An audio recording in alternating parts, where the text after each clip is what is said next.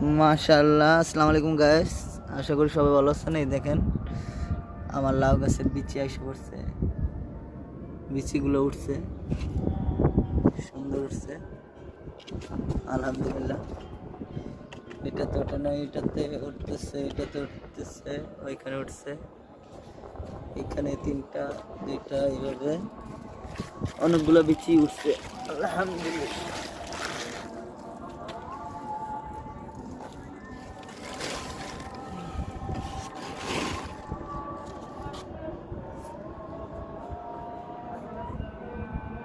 দেখা যাক গাছগুলো, এটা তো একবার উপরে উঠে গেছে, লাগানো হয়েছে, অনেকগুলো বিচি লাগানো হয়েছে,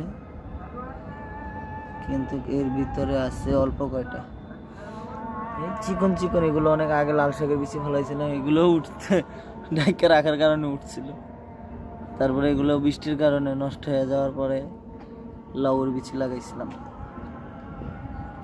লাউয়ের বিচি উঠছে একটা, দুইটা, তিনটা, চারটা, পাঁচটা, পাঁচটাতে উঠে নাই, আর সবগুলোতে একটা দুইটা কম বেশি উঠছে।